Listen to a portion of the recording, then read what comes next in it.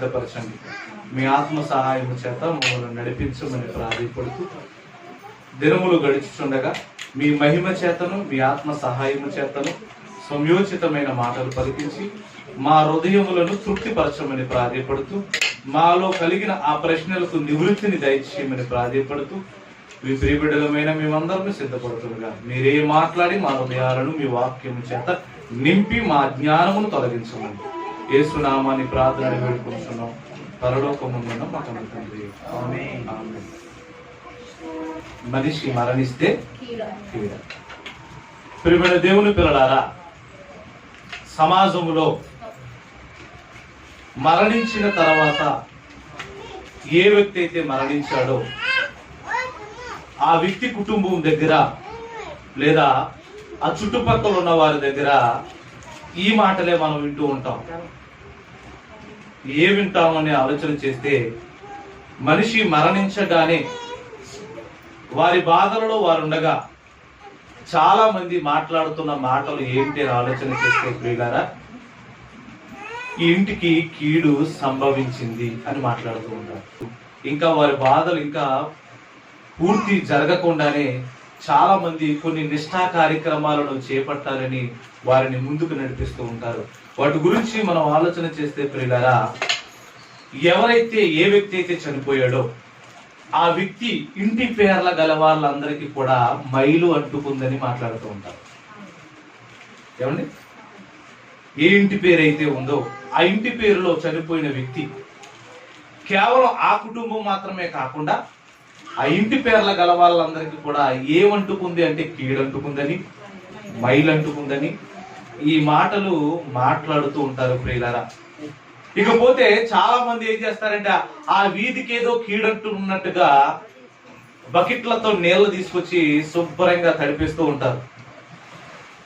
శుభ్రాలు శుభ్రాలు శుభ్రాలు శుభ్రాలు. ఏమంటే ఇంకా చాలా విచిత్రమైన విషయాలు ఉన్నాయి. వాటి గురించి కూడా మనం ఆలోచన చేద్దాం ప్రియులారా. ఆ ఇంట్లో వంట చేయరాదని చెప్తారు. ఏ ఇంట్లో మనిషి చనిపోయాడో ఆ ఇంట్లో ఇంకా మళ్ళా వంటలు చేయడానికి వేలు లేదు అని మాట్లాడుతూ ఉంటారు ప్రియులారా. ఇంకేమంటారంటే ప్రియులారా, వస్త్రాలన్నీ కూడా శుభ్రం చేసుకోవాలి. ఏం చేసుకోవాలట? వస్త్రాలని ఒకసారి శుభ్రం చేసుకోవాలంటే ఉతకడం అని, లేకపోతే వాషింగ్ మిషన్ వేసుకోవడం అని, ఈ రకమైన భావాలు చేయాలని చెప్తూ ఉంటారు. ఇకపోతే ఇంటికి ఉన్న మైలు కూడా పోగొట్టుకోవాలని కూడా మాట్లాడుతూ ఉంటారు. ఏమండి, ఇంకా ఏమని మాట్లాడతారంటే, ఇంకా చాలా మంది ఏం చేస్తారంటే చనిపోయిన వ్యక్తి దెయ్యమై తిరుగుతున్నాడు, మన ఇంట్లోనే ఉన్నాడు, ఇదిగో రాత్రే నా కల్లోకి వచ్చాడు, లేకపోతే చాలా మందిని ఆవాహిస్తున్నాడు అనే మాటలు, విచిత్రమైన మాటలు మనం వింటున్నాం. చూడండి, ఒక మనిషి మరణించగానే ఆ మనిషి వల్ల ఏం జరుగుతుంది అని ఆలోచన చేస్తే చనిపోయిన వాడైతే ఏమి చేయడు గాని బ్రతుకున్న వాళ్ళు చనిపోయిన వ్యక్తిని బట్టి చాలా నీచాతి నీచమైన స్థితికి తీసుకొని వెళ్ళిపోతున్నారు. ఆలోచించండి ప్రియులారా, ఒక మనిషి మరణిస్తే ఆ ఇంటికి కీడా, ఒక మనిషి మరణిస్తే ఆ కుటుంబ ఇంటి పేరుకి కలిగిన వారందరికీ కీడా, ఆ వీధికి కీడా. అసలు ఇంత కీడు అతని వల్ల ఎలా వస్తుంది? ఎవరు ఆలోచించలేకపోతున్నాం ప్రియులారా. మీకు విషయం తెలుసా, ఎప్పుడైనా సమాధి చేయడానికి వెళ్ళిన తర్వాత ఒంటి నిండా స్నానం చేసి ఇంట్లోకి రమ్మంటారు, లేకపోతే ఆ వ్యక్తి ఇంటిలో కలిగిన ఆ మరణం మరలా మా ఇంట్లోకి వస్తాదేమన్న భయం. ఒక మనిషి శవం దగ్గరికి వెళ్ళిన తర్వాత మరలా ఇంటికి వస్తే శుభ్రపడండి అనడం మంచిదే కానీ కీడు వస్తుందన్నడం తప్పు. మీకు అర్థమవుతుందా ప్రియులారా? ఒక మనిషి దగ్గర లేదా ఒక శవం దగ్గరికి వెళ్ళిన తర్వాత, ఒక మనిషి మరణించిన దగ్గరికి వెళ్ళిన తర్వాత ఒకవేళ శుభ్రపడండి, కాలు చేతులు కడుక్కోండి, లేకపోతే స్నానం చేయండి అని చెప్పడం వేరు కానీ కీడు జరుగుతుంది అని చెప్పడం మాత్రం చాలా తప్పు. అలాంటి తప్పుడు మాటలు కేవలం క్రీస్తును నమ్మని వారు ఏ విధంగా ఉన్నారన్నది పక్కన పెడితే క్రైస్తవులలో కూడా ఇలాంటి భయంకరమైన నియమాలను పాటించే, ఒక రకంగా చెప్పాలంటే నీచులు ఉన్నారు. అసలు మరణం ఎలా వచ్చింది అని చెప్పగలిగేది క్రైస్తవుడు. మరణం నుండి ఎలా తప్పించుకోవాలి అని చెప్పగలిగింది క్రైస్తవుడు. గాని మూఢనమ్మకాలతో బ్రతికేవాడు మాత్రం క్రైస్తవుడు కానే. ప్రియులారా, ఒకసారి మనం బైబిల్ గ్రంథంలోనికి మనం ఆలోచన చేస్తే ఇలాంటి విషయాలన్నీ మనకు కనబడుతూ ఉంటాయి. మనిషి చనిపోగానే ఇదిగో ఈ ఇంటికి కీడు సంభవించింది, వారితో మాట్లాడకండి. మీకు విషయం తెలుసా ప్రియులారా, ఆ వ్యక్తి ఎవరి ఇంట్లో అయితే చనిపోయాడో ఆ వ్యక్తి కలిగిన ఆ ఇంటి సభ్యులలో ఎవరైనా వారికి సెకండ్ ఇస్తారా? ఇస్తారా? అంటే ఒకవేళ సెకండ్ ఇచ్చారనుకోండి, లేకపోతే చేతులు కలిపారనుకోండి, వారికి ఈడు వీరికి వచ్చేస్తుందేమన్న భయం. మామూలు భయం కాదు ప్రేమైన వాళ్ళ. ఏమండి, మనిషి బ్రతుకున్నంత కాలం ఏదైనా చేసి ఉండొచ్చేమో కానీ చనిపోయాక మాత్రం ఎవరికి ఏ హాని చేయదని బైబిల్ స్పష్టంగా చెప్తుంది ప్రేమైన వాళ్ళ. ఒకసారి బైబిల్ గ్రంథంలోనికి మనం వెళదాం. ఒకసారి కీర్తన గ్రంథం 119వ కీర్తన 18వ వచనం. నేను నీ ధర్మశాస్త్రమునందు ఆశ్చర్యమైన సంగతులను చూచునట్లుగా నా కన్నులు తెరువుము అని భక్తుడు తన విజ్ఞాపన దేవునికి చేస్తున్నాడు ప్రేమైన వాళ్ళ. నీ ధర్మశాస్త్రములో ఒక మనిషి మరణించిన తర్వాత ఏం జరుగుతుందో మాకు తెలిసి, సమాజమేమో కీడంటుంది, మైలంటుంది, ఆ ఇంటిలో 6 నెలలు వద్దంటుంది, వంటే చేయకూడదంటుంది, వారిని ముట్టుకుంటే మాకు కీడు సంభవిస్తుందంటుంది. ఇలాంటివి ఎన్నెన్నో ఉన్నాయి తండ్రి. కానీ అవి నిజమా కాదా మాకు తెలియాలంటే నీ ధర్మశాస్త్ర గ్రంథము ద్వారా ఆ వాస్తవాలను మాకు తెలియజేయి.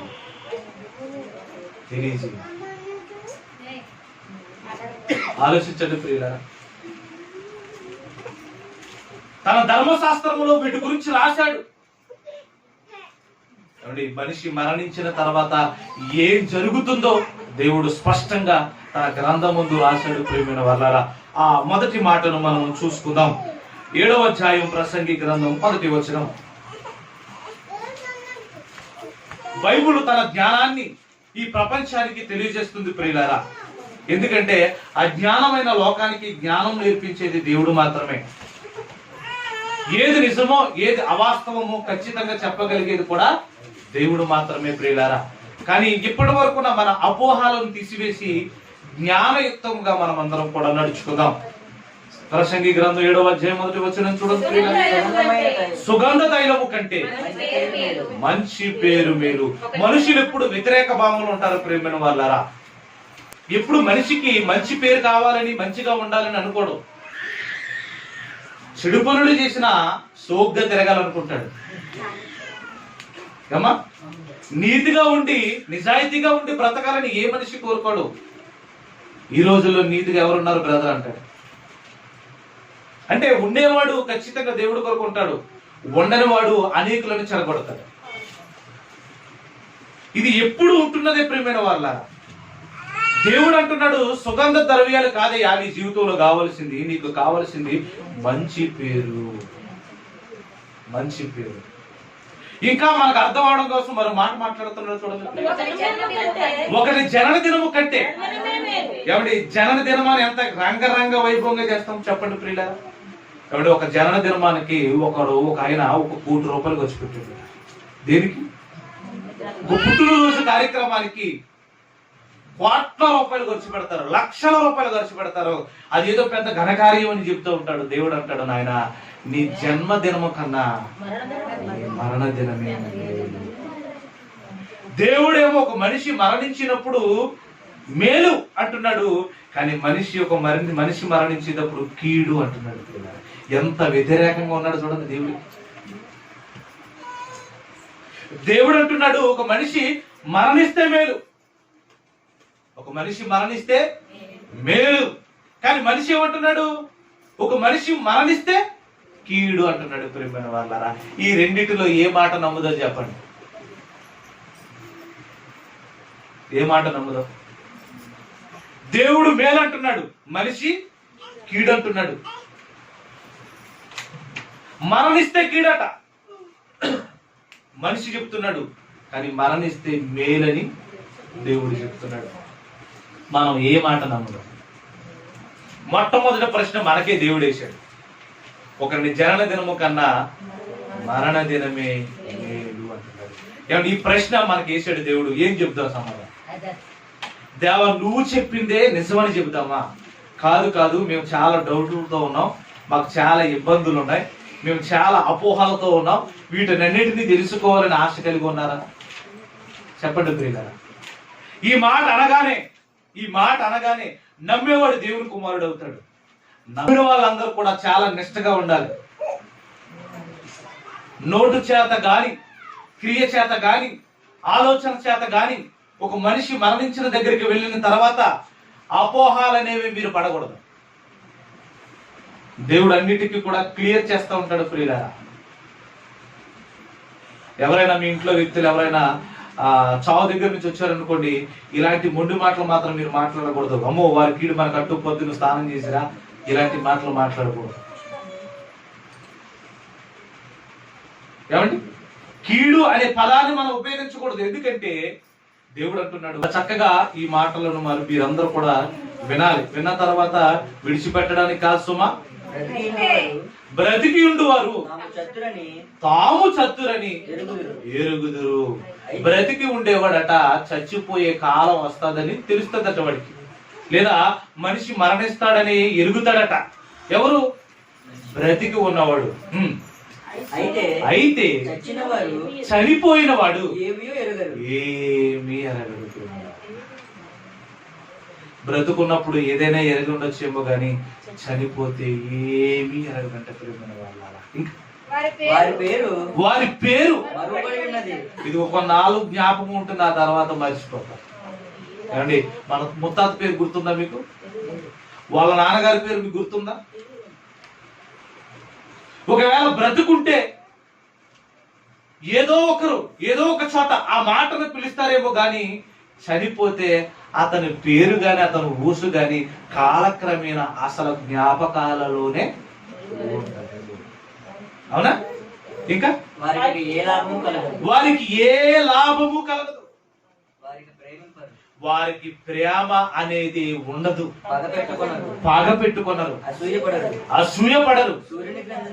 సూర్యుని క్రింద జరుగు వాటిలో దేని యందు వారికి ఎప్పటికీ వంతు లేదు.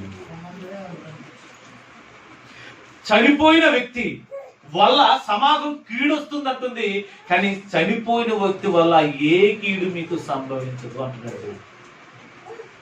ఎందుకు సంభవించదు? అతడు ప్రేమించలేడు. 2 చేతులున్నా 2 చేతులతో ఏమి చేయలేడు. 2 కాళ్ళున్నా 2 కాళ్ళతో ఏమి చేయలేడు. కన్నులున్నా ఆ కన్నులతో పాపాన్ని చూడలేడు, మంచిని చూడలేడు. ఎందుకంటే వాడు డెడ్ బాడీ అయిపోయాడు.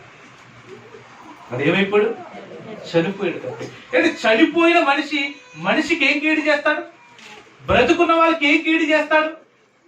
ఏ కీడు చేయడని బైబిల్ ఎంత స్పష్టంగా చెప్పిందో చూడండి. ప్రేమ అతడు ఇక ప్రేమింపడు, అసూయపడడు, ఇక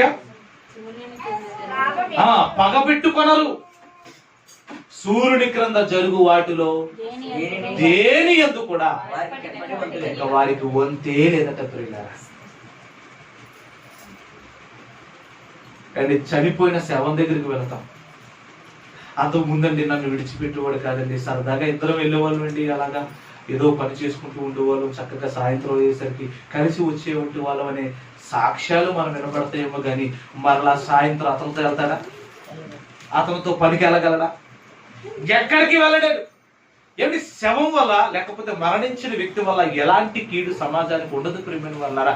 మరి మనుషులు ఎందుకు అనుకుంటున్నారు అతడు చనిపోవడం వల్ల ఇంటికి కీడు వచ్చింది, ఇంటి పేరు కలగల వారికి కీడు వచ్చింది, ఆ వీధికే కీడు వచ్చింది, అమ్మో ఎలాంటి వాడి వల్ల ఇగో ఈ పేటకే కీడు వచ్చిందని అబద్ధాలు ఎందుకు మాట్లాడతారు సమాజం? ఇది చాలా అబద్ధాలు ప్రియమైన వాళ్ళారా. కానీ ఇప్పటి వరకు మనం ఏం నమ్మకం తెలుసా? దేవుని నమ్ముకొని అబద్ధాలనంట బూర్లు పుట్టలాగా ఎత్తుకుంటామంట. మనం నిజాలని కాళ్ళ కింద దొక్కుతామంట. మనిషి స్వభావం చూడండి ప్రియులారా, మనిషి స్వభావం చూడండి. చక్కగా మాట్లాడుతున్నాడు. అయితే చచ్చిన వారు ఏమి ఎరుగరు, వారి పేరు మరవబడి ఉన్నది, వారికి ఇక లాభము కలగదు. అసలు ఏ లాభం ఉంది? ఇంకా ఏమైనా లాభం ఉందా చెప్పండి? పలానా వ్యాపారం చేస్తే నాకు లాభం వస్తుందని అంటాడా?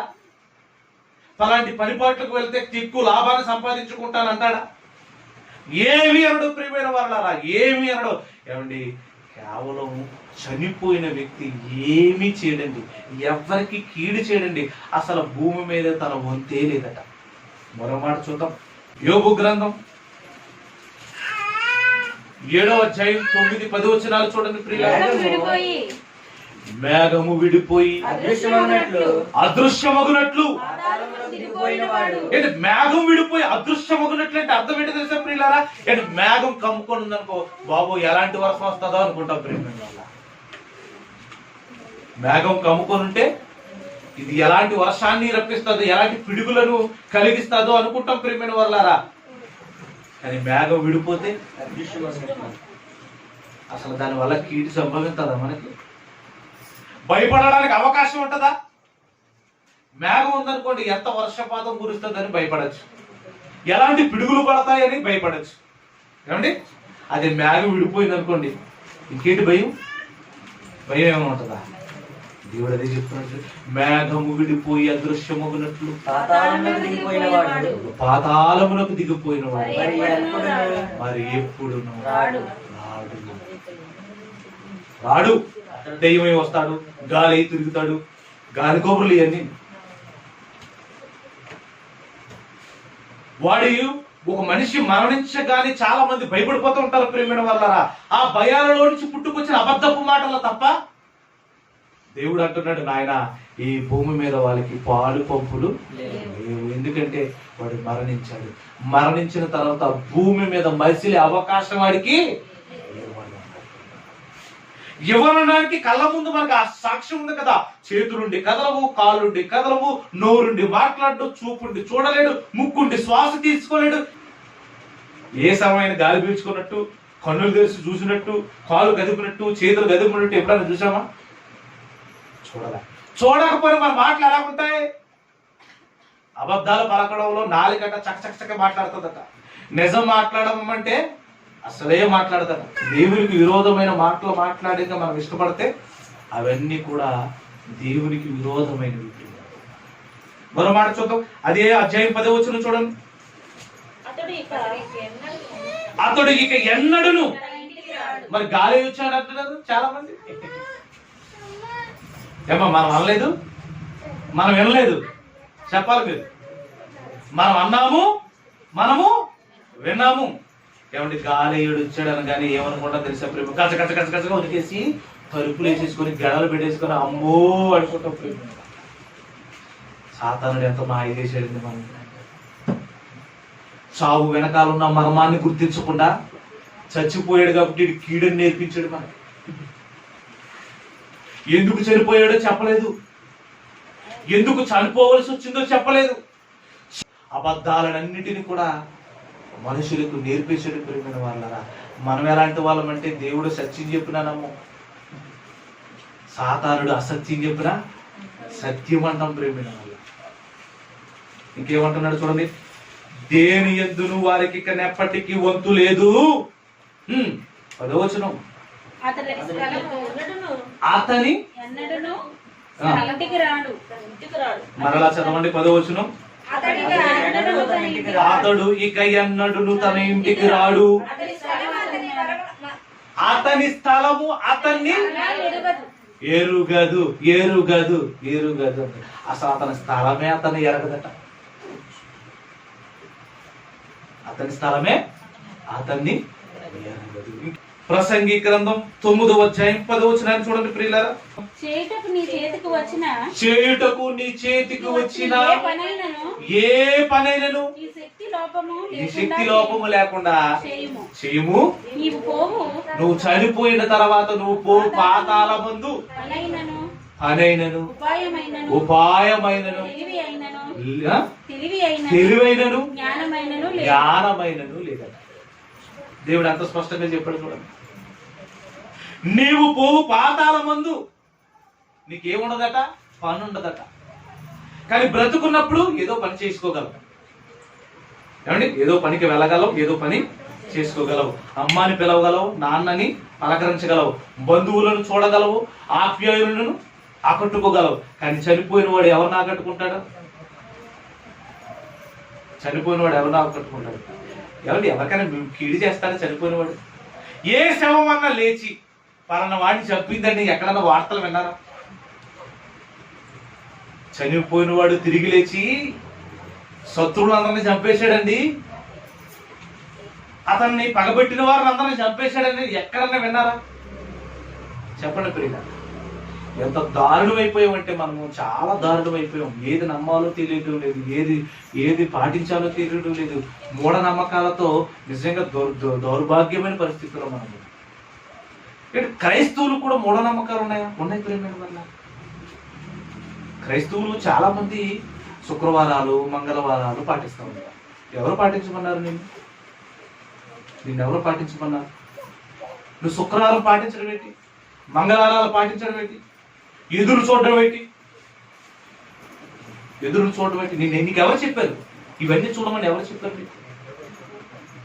దేవుడు ఒకే ఒక మాట చెప్పాడు సమాజానికి, నాయన కాలము సంకుచితమై ఉన్నది, మనకి చాలా సమయం లేదు, చాలా తక్కువ ఉంది. ఎవరికి వాళ్ళే ఇది సువార్త భారము కలిగి మిమ్మల్ని మీరు పవిత్రపరచుకుంటూ, అనేకులు పవిత్రపరచబడే మార్గము క్రీస్తు ద్వారా ఏర్పరచబడింది కాబట్టి సర్వ సృష్టికి వెళ్ళి సువార్తను ప్రకటించండి అంటే మూఢనమ్మకాలతో కొట్టుకు చచ్చిపోతున్నాం. క్రైస్తవులైనా ఎవరైనా ఇళ్లలో చనిపోయినప్పుడు ఏమంటారు చెప్పండి? అమ్మో ఇంట్లో ఉండకూడదు, ఎన్ని నెలలో?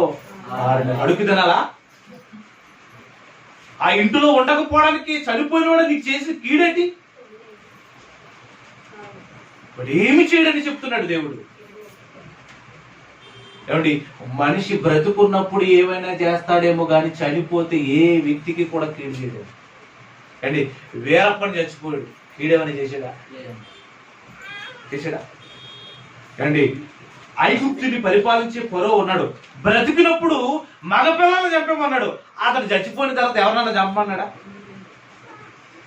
ఏ రోజు కూడా యేసు ప్రభు గారు పుట్టిన కాలంలో 2 సంవత్సరాల లోపున్న మగపిల్లలను చంపమన్నాడు. కానీ చనిపోయిన తర్వాత ఎవరినైనా చంపినట్టు చూసారా? ఏమ్మా, సద్దాం హుస్సేన్ అనేవాడు ఉన్నాడు, ప్రపంచాన్ని గడగడలాడించాడు, చాలా మందిని చంపాడు. చనిపోయిన తర్వాత మరలా చంపాడా? కానీ మనిషి బ్రతుకున్నప్పుడు కీడు చేస్తాడేమో అన్నది ఖచ్చితంగా నమ్మొచ్చు. మనిషి బ్రతుకున్నప్పుడు కీడు చేస్తాడని ఖచ్చితంగా నమ్మొచ్చు. కానీ చనిపోయాక మాత్రం ఏ కీడు చేయలేదు. మరి కీడు చేసేది ఎవరు? బ్రతుకున్న వాళ్ళే. చచ్చిపోయినోడు కూడా కీడు అంటగట్టిన వాళ్ళు ఎవరు? మహామేధవులు మనుషులు. హిట్లర్ అనేవాడు ఉన్నాడు. ఈ హిట్లర్ అనేవాడు కూడా చాలా మందిని చంపాడు బ్రతుకున్నప్పుడు. మరి చనిపోయినప్పుడు అలెగ్జాండర్ ఉన్నాడు, చాలా దేశాలను వాడి యొక్క కబంధస్థాలలోనికి లేదా వాడి యొక్క పరిపాలనలోనికి తీసుకెళ్దామని అన్ని దేశాలలో ఉన్న రాజులను, యుద్ధాలను చేసిన వారిని, అన్ని సైన్య సమూహాలను చంపడానికి కూరుకున్నాడేమో కానీ చనిపోయిన తర్వాత ఏం చేశాడు తెలుసా? ఒట్టి చేతులు తన సమాధి పెట్టి చేసినప్పుడు ఆ సమాధిలో నుండి ఒట్టి చేతులు బయట పెట్టండి అన్నాడు. ఎందుకన్నాడు? బ్రతుకున్నప్పుడు ఈ చేతులతో చంపానేమో కానీ అందరినీ, చచ్చిపోయాక మాత్రం నేను ఏమీ పట్టుకెళ్ళలేకపోతున్నాను అని తెలియజేశాడు. అంటే సామాన్యమైన మనుషులు కూడా చాలా గూఢార్థమైన సంగతులను సమాజానికి చెబుతున్న బ్రతుకున్న వాళ్ళు మాత్రం చాలా దుర్మార్గంగా వ్యవహరిస్తున్నారు. ఏమంటే ఎప్పుడు ప్రాబ్లమ్స్ వచ్చినా ఎవరి వల్ల వస్తాయి తెలుసా? ఎవరి వల్ల వస్తాయి? బతుకున్న వాడి వల్ల వస్తాయి. ఏమంటే ఇస్కరియోతు యోధ ఉన్నాడు, బ్రతుకున్నప్పుడు ఏం చేశాడు? యేసుక్రీస్తుని నమ్మేశాడు. చచ్చిపోయాక ఏమైనా చేశాడా? చేశాడండి? చేయడా. మరి చనిపోయిన వ్యక్తి వల్ల మనకెందుకు కీడు వస్తుంది? కీడు రాదు. అసలు కీడు అనడానికి ఏ ఆధారం ఉంది చెప్పండి ప్రియులారా? మైలని, కీడని ఇలాంటి తప్పుడు మాటలు ఈరోజు సమాజం బాగా నేర్చేసుకుంది. మనలో చాలా మంది ఉన్నారు వృద్ధులు, ఇలాంటి వాటిలో పండిపోయిన వృద్ధులు ఉన్నారు, తల మెరిసిపోయినారు. ముసలమ్మ ముచ్చట్లు అంటారు అట్లా.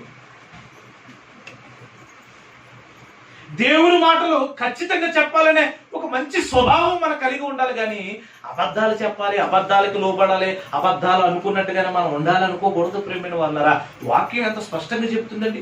చనిపోయిన వాడి వల్ల ఏ కీడు సమాజానికి జరగదు. చెప్పడా లేదా? ఎందుకు జరగదు? వాడికి చేతులున్నా ఏం చేయలేడు, కాళ్ళున్నా ఏం చేయలేడు, నోరున్నా ఏం చేయలేడు. ఎందుకంటే వాడిలో జీవం లేదు, ప్రాణం లేదు, ఆత్మ లేదు వాడిలో. ఆత్మ లేనప్పుడు ఈ శరీరం ఏముంటుంది? దేవుడు చెప్తున్నాడు, ఆత్మయే జీవింపజేయుచున్నది, శరీరము కేవలము నిష్ప్రయోజనమనే కదా. ఇంటికాడ ఉంచుకోక సమాధిలోనికి తీసుకెళ్ళిపోతున్నాం. తీసండి తీసండి తీసండి తీసండి, టైం అయిపోతుంది, టైం అయిపోతుంది. ఎవరి టైము? ఎవరి టైం అయిపోతుందండి? చాలా మంది వస్తారు, ఇంకా బంధువులు రావాలండి, టైం అయిపోతుంది సార్ చూడండి. మరి మళ్ళీ చెప్తారండి చాలా మంది. అమ్మా ఇంటి పేర్లు కలవాలందరూ రండి, ఇంకో నీళ్ళు వేయాలి, బిందులతో నీళ్ళు వేస్తున్నాం. లేని కీడు ఎలా పోతుంది? అసలు లేదు అక్కడ, లేదు అక్కడ కీడేమి లేదు. మనిషి మరణిస్తే ఆ ఇంటి పేర్ల వాళ్ళకి కానీ, తన కట్టుకున్న భార్యకి కానీ, తన కట్టుకున్న భర్తకి కానీ, తన బిడ్డలకి కానీ ఎవరికి కీడు ఉండదు. ఎందుకంటే దేవుడు అంటున్నాడు, ఒకటి జనన ధర్మం కన్నా మరణ ధర్మం లేదు. కీడు కాదు, కీడు కాదు అన్నాడు. ఇంకా అందామా కీడు అని? ఎందుకు కీడు కాదంటే, చనిపోయిన వాడు నీకు ఏ అపాయం చేయడు, ఏ అపాయము వాడి వల్ల కలగదు. వాడికి ఉపయోగం లేదు. శవంగా మారిపోయిన వాడికి ఏ ఉపయోగం? ఎవరైనా నలుగురు మోసుకొని పోతే పోతాడు. లేదు లేదు మీరు ఎందుకు తీసుకెళ్తున్నారని లేచిపోయి తెచ్చాడండి. అబ్బాయి ఈ నలుగురు మోయకూడదు, ఇంకో నలుగురు కావాలి, నాకు ఇష్టమైన మోయండి నన్ను అంటాడా? ఆ నలుగురు మోసుకెళ్తుంటే మధ్యలో లేచి ఆడెవడ ఎదురొస్తున్నాడు పక్కన మనకి చెప్తాడా? లేదు లేదు మీరు ఎవరు తీసుకెళ్ళకండి, ఒకటి మీద కోపం ఉంది, ఆ కోపం తెచ్చుకుంటా కానీ నేను వెళ్ళను కాటికి అంటాడా? ఏమనడు, ఏమి అనడు. కానీ బ్రతుకున్న వాళ్ళు ఏమంటారు? అమ్మ బాబు వీడు చచ్చిపోవడం కీడు బాబు అంటారు. అసలు కీడు ఎవరు చేస్తారో బైబిల్ చెప్తుందో తెలుసా? చూడండి, ఒక మంచి మాట చూడగానే మతిపోతాం మనం.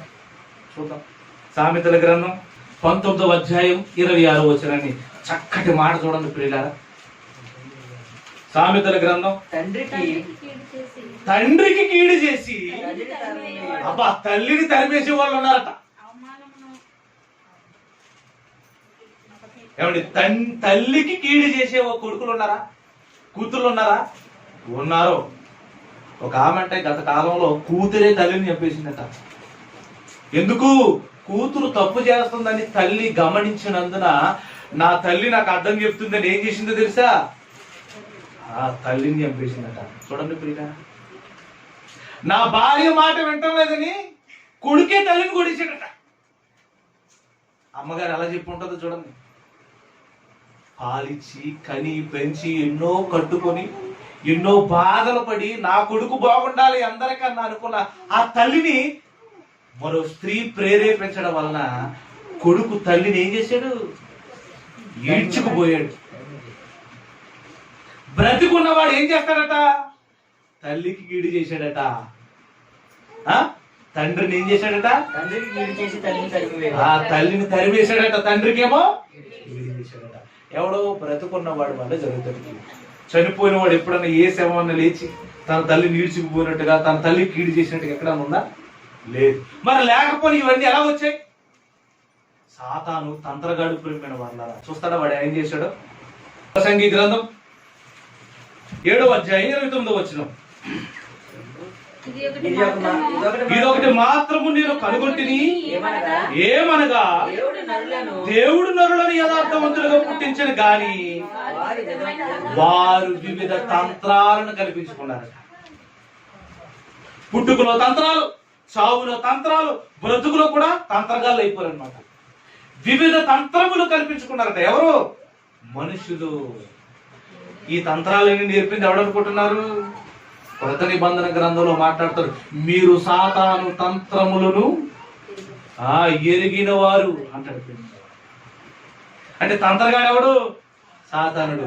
వాడి తంత్రాలన్నీ మన మీద ప్రయోగించాడు. మనం ఏమనుకుంటున్నాం? అమ్మో ఇలా జరగాలి, ఇలా ఉండాలి, నియమాలు నిబంధనలు పెట్టుతున్నాం. ప్రియమైన వాళ్ళరా, అంటే చనిపోయిన వాడు ఏం చేశాడు చెప్పండి ప్రియులారా? చనిపోయిన వాడు ఏమని చేశాడు? అదే ప్రసంగి గ్రంథం చూడండి ప్రియులారా,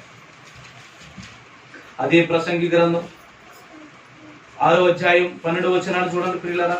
నేడవలె తమ దినములన్నీ వ్యర్థముగా గడుపుకుని మనుషులు బ్రతుకునందు ఏది వారికి క్షేమకరమైనదో ఎవరికి తెలియను.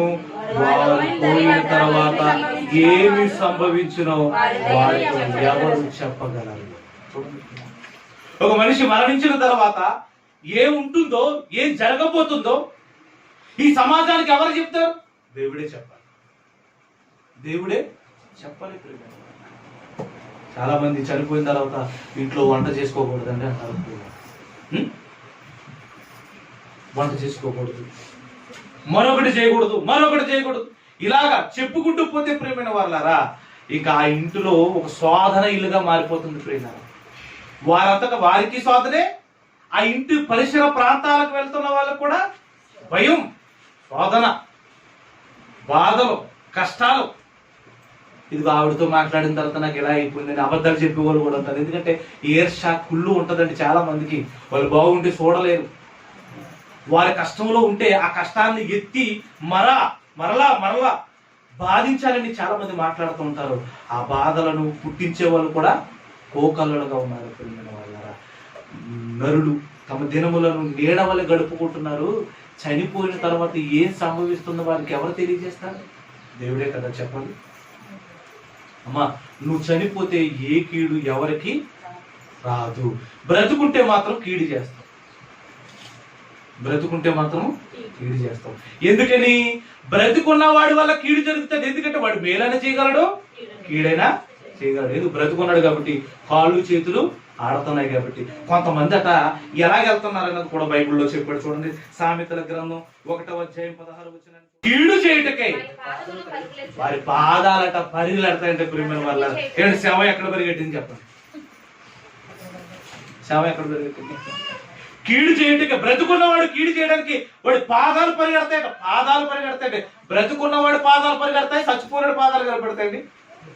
శవం నడిచి వచ్చినట్టు ఎప్పుడైనా చూసామా? పరిగెట్టినట్టు చూసామా? చెప్పండి ప్రియులారా. ప్రతి మాట స్పష్టంగా ఆలకించండి. మరలా ఇలాంటివి మనలో కనబడకూడదు. ఎవరో తప్పుడు మార్గాలను చూపించాలని ఇప్పటికీ కూడా చాలా మార్చుకుంటున్నాం మనం. అలాంటివి మార్చుకుంటున్నాం మనము. దీని విషయంలో మళ్ళా ఇంకా ఎందుకు వెనక్కుండాలి? ఆలోచించండి ప్రియులారా.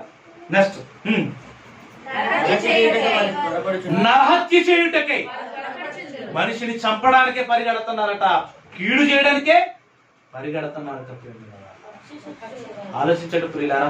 సంఘాన్ని పాడు చేద్దామని సౌలు గారు ఏం చేశారు? బ్రతుకున్నప్పుడు సంఘాన్ని పాడు చేద్దామని సౌలు గారు, అంటే పౌలుగా మారక మునుపు సౌలు ఏం చేశాడండి?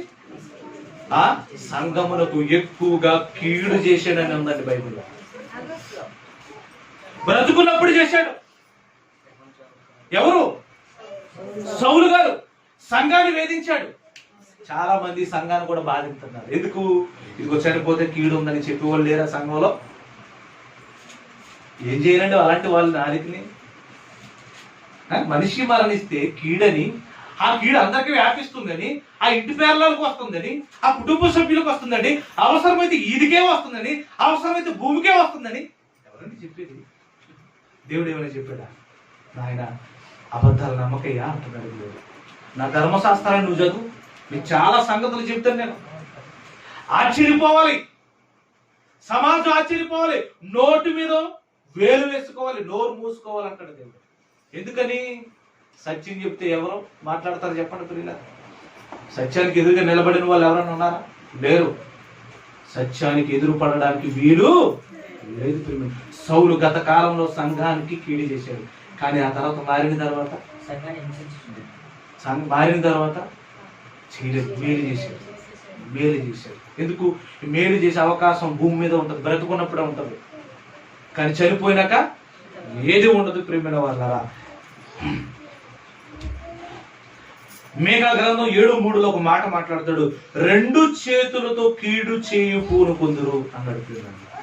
మీకా గ్రంథం 7:3 2 చేతులతో అంటే కాళ్ళతో కీడు చేసే అవకాశం ఉంది, చేతులతో చేసే అవకాశం ఉంది, అండ్ ఆలోచనతో కూడా కీడు కల్పించుకునే ఆలోచన కూడా ఉంది, నోటి ద్వారా కూడా కీడు మాటలు మాట్లాడే అవకాశం కూడా ఉంది. ఏమంటారు? లేదు, 2 చేతులతోనూ కీడు చేయకూనుకొందురు. ఆ సామెతలు 6:14 అంటాడు, కీడు కల్పించుచు జగడములు పుట్టించును. బా, కీడును కల్పిస్తారట, ఆ తర్వాత ఏమొస్తాయట? జగడాలు. మనిషి మరణించి బాధపడుతుంటే చాలా మంది మాట్లాడుతున్న మాటలు ఆ కుటుంబానికి ఎంత వేదన కలిగిస్తాయి చెప్పండి ప్రియులారా. ఆల్రెడీ కుటుంబంలో ఒక వ్యక్తిని కోల్పోయారని బాధలో ఉంటారు వాళ్ళు. అలాంటి వాళ్ళ దగ్గరికి వచ్చి ఇలాంటి మాటలన్నీ మాట్లాడుతుంటే ఎంత బాధగా ఉంటుంది.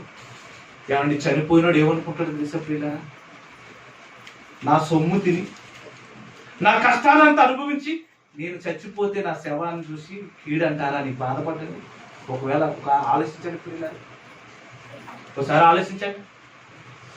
బ్రతుకున్నప్పుడేమో కష్టార్జితాన్ని అంతా తినేస్తాం, వాడు సంపాదించడాన్ని ఆస్తులన్నీ కావాలంటాం, చచ్చిపోతే వాడు వద్దంటాం. ఇది మనుషుల తీరు, ఇది మనుషుల తీరుతెన్నుల ప్రేమ. ఉపయోగం ఉన్నంత కాలమేనండి ఉపయోగించుకుంటారు మనుషులు. నీ వల్ల ఉపయోగం లేదనుకున్నప్పుడు గెట్ అవుట్ అంటారు ప్రియుల. అప్పుడే అంటారు, సమాజం మాట్లాడుతున్నప్పుడు ఊరు పొమ్మంటుందట కాటి. ఎప్పుడు అంటది? ఆ వృద్ధులు అయిపోతారు కదా, కాలు కలుగుతో చేయి కలుగుతారు. ఈ నాశనం అయింది ఎప్పుడు పోద్దా అని చెప్తారు కోడలు. నేను మొయ్యలేకపోతున్నాను, సేకరించి చేయలేకపోతున్నాను. కొడుకు తెచ్చిన కష్టం మాత్రం జాగ్రత్తగా పెట్లో పెట్టుకుంటాను, చెంగునేమో తాళం కట్టుకుంది. ఆవిడ కన్నా కొడుకు కావాలి కానీ ఆవిడ మాత్రం అమ్మో. చాలా మంది పని చేయలేక అత్తగారికి ముట్టుకెళ్తూ మట్టి ఎత్తన్నారట. ఏ మేలు చేసినా ఏ కీడు చేసినా దేవుడు చూస్తున్నాడు. నీ మనసు ఎలా ఉందో దేవుడు చూస్తున్నాడు. నీ మనసును బట్టి, నీ క్రియను బట్టి ఆయన ప్రతి దినము నీకు ప్రతిఫలాలను ఇస్తున్నాడు. నీ నోటి మాటను బట్టి, నీ చూపును బట్టి, నీ అవివేక ప్రవక్తను బట్టి, లేదా ఒక పేదవాడు ఆదరిస్తున్న ప్రేమను బట్టి దేవుడు ఆయన రాస్తున్నాడట. ప్రేమైన వాళ్ళ, నా కుమార్తె ఈ రోజంతా ఏం చేసింది? కీడు చేసిందా మేలు చేసిందా? చచ్చిపోయిన తర్వాత ఆడు బుక్ మూసేస్తాడు దేవుడు. చనిపోయిన తర్వాత ఇంకేం చేస్తాడు వాడు? చేసిన అన్నిటికి శుభం కార్డు పడాలా, లేకపోతే వ్యతిరేకమైన కార్డు పడాలా చూస్తాడు దేవుడు. ఎందుకు? క్రియలన్నీ పరిశీలిస్తాడు. డిక్లేర్ అయిపోద్ది తీర్పు. ధనవంతుడు చనిపోగానే ఎక్కడికి వెళ్ళిపోయాడు? పాతాళంలోకి వెళ్ళిపోయి బాధపడుతున్నాడు.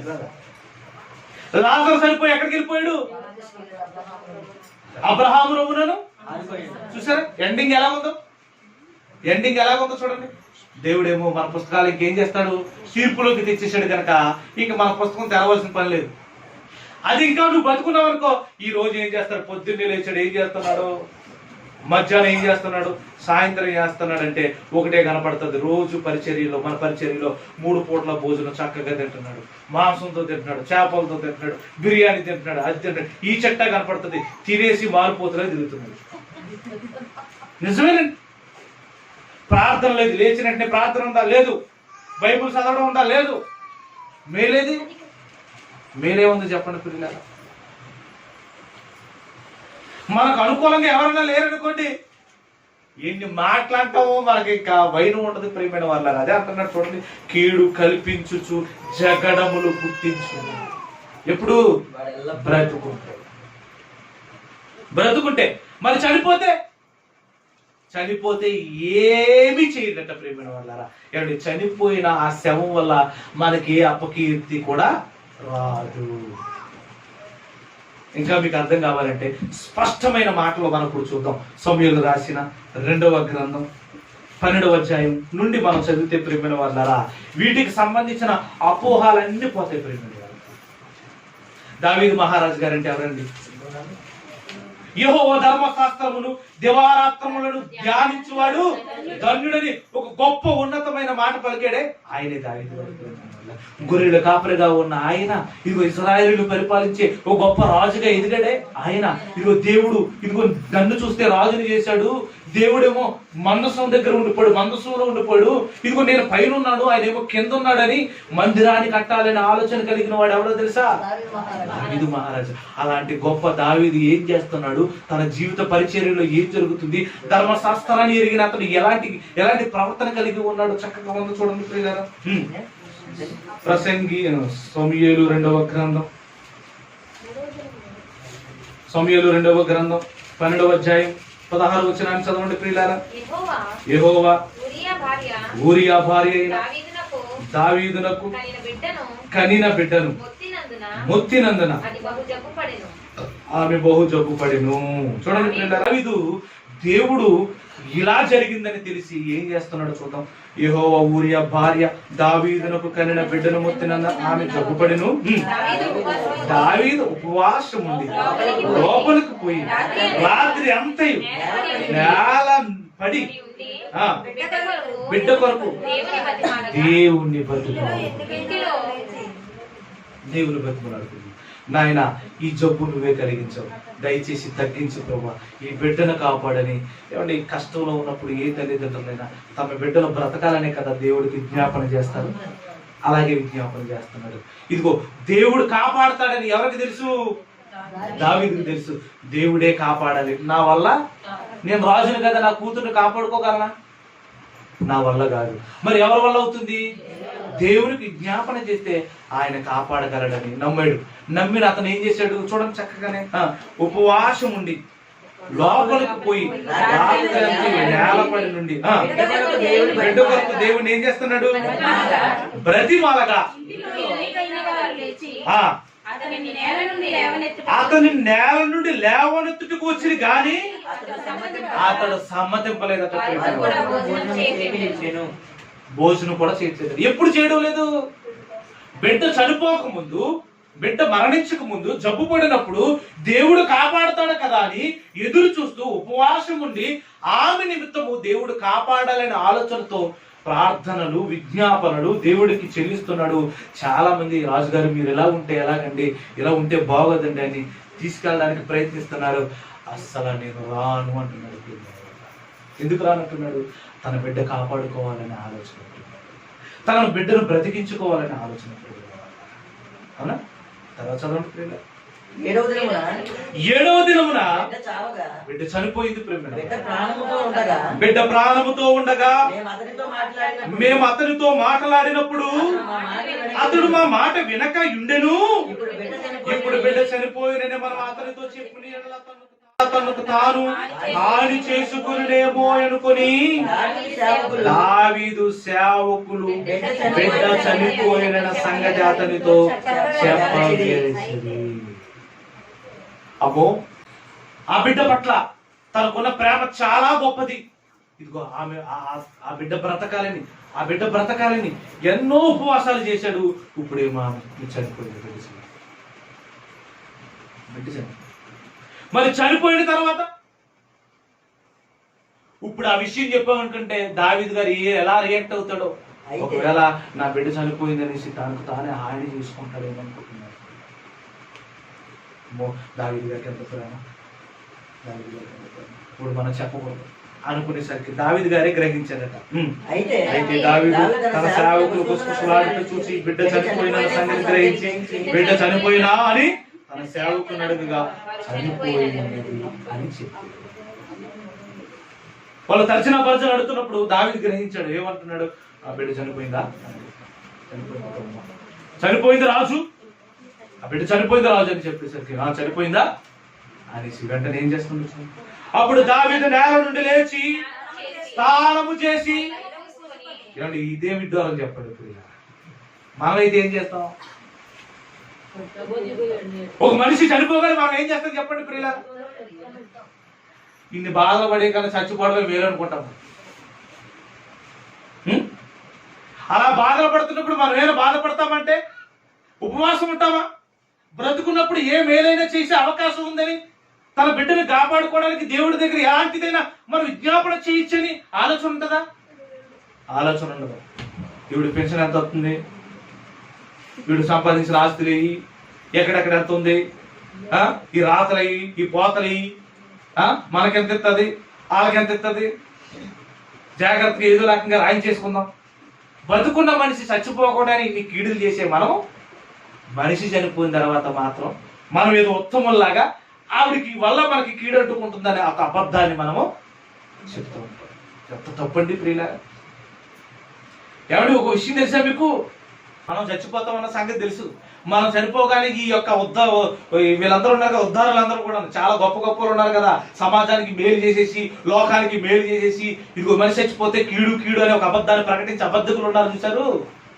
ఈ అబద్ధికులందరూ మనం చచ్చిపోయిన కూడా మనం ఎలాగంటారన్న సంగతి మనకు తెలిసినా మనము పాటిస్తా ఉంటాం. అవసరమా చెప్పండి? దావీదు ఏం చేస్తున్నాడు?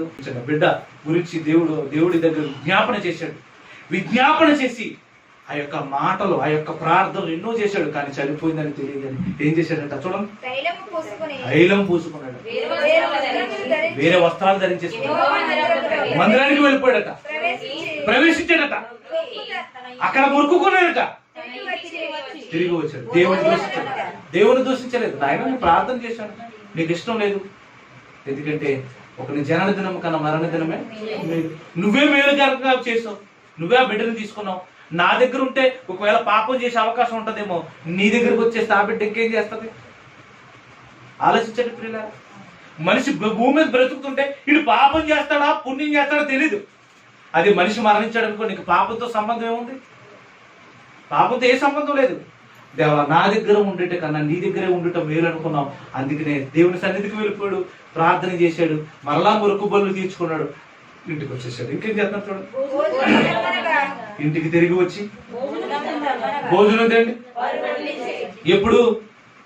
ఎప్పుడమ్మా అబ్బాయి నాకు బిడ్డ చనిపోయింది, ఏం వంటలు చేయకండి అన్నాడా? ఎవరు తినకండి అన్నాడా? మీరెవరో తినకండి, రాజ్యంలో ఎవరో తినకండి, ఈ 3 రోజులు మీరు ఉపవాసం ఉండండి అన్నాడా? లేదు. ఏమన్నాడు ఆయన? భోజనం వడ్డించింది. అప్పుడు అతను భోజనం చేసెను.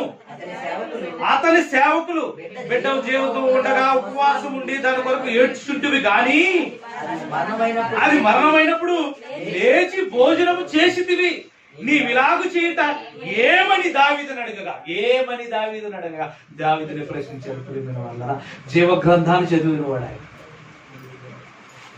ద్వితీయోపదేశపు కాండం 14వ అధ్యాయం చూడండి ప్రియులారా.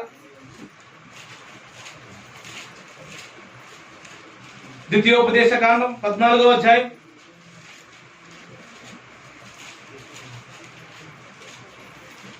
మొదటి వచనాన్ని చూడండి ప్రియులారా.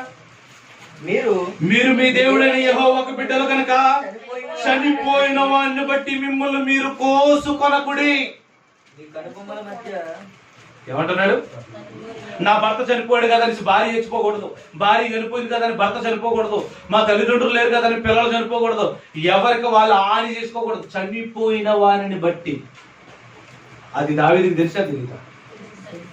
తన కూతురు బ్రతుకు ఉండాలని ప్రార్థన చేశాడు. చచ్చిపోయిన తర్వాత ఇంకేం చేయగలడు? ఒకవేళ కూతురు చచ్చిపోయింది కదా అని బెంగెట్టుకుని చచ్చిపోతాడా? ఎందుకంటే దేవుడు చెప్తున్నాడు, చనిపోయిన వారిని బట్టి నీ ఎంతటి నీవు ఏ హాని చేసుకోకూడదు.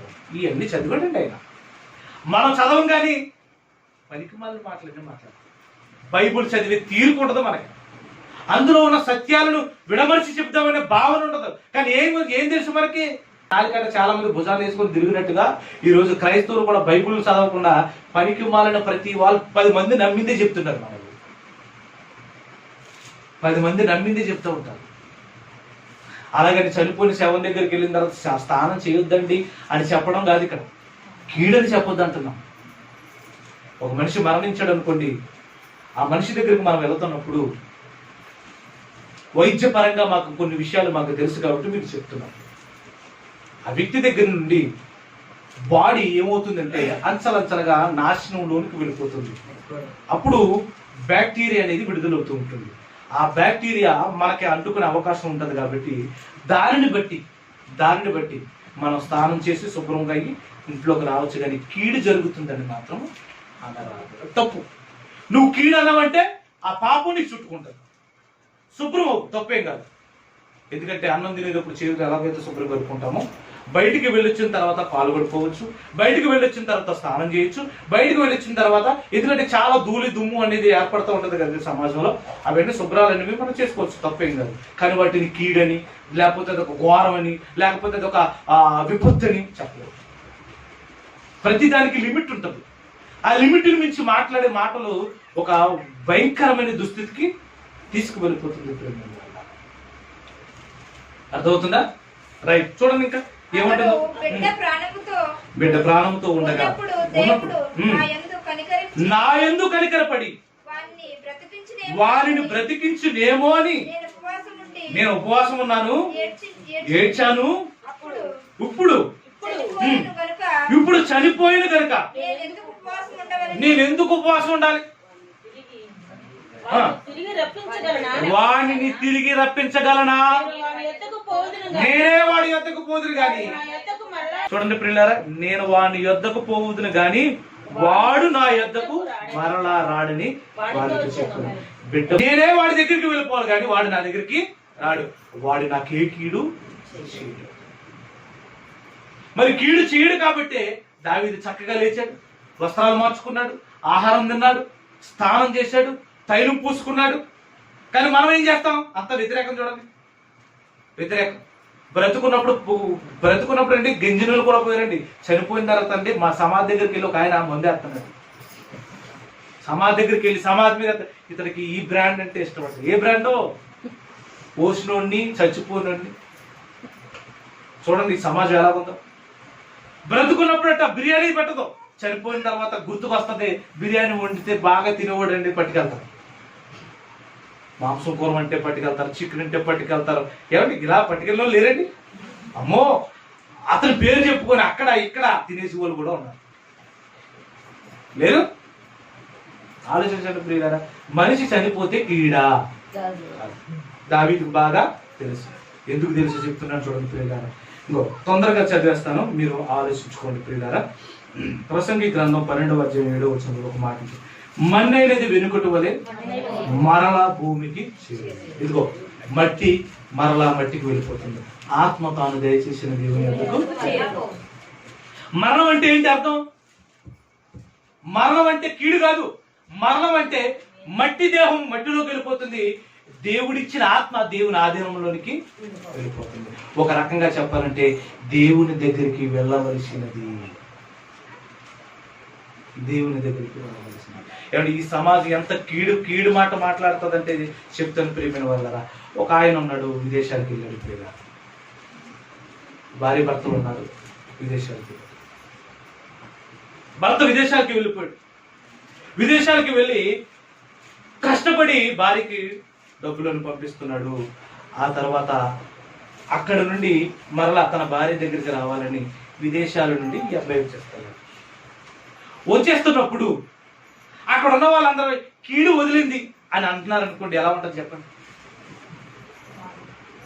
ఇంతకాలం నాతో పని చేయించుకొని, నాతో సాకిరీ చేయించుకొని, నా వల్ల ఉపయోగాలన్నీ పొంది ఈ రోజు నేను వచ్చేస్తుంటే కీడు అని అంటారా అని మరలా వెళ్ళాలనుకుంటాడు అక్కడికి. ఏమా వెళ్ళాలనుకుంటాడు?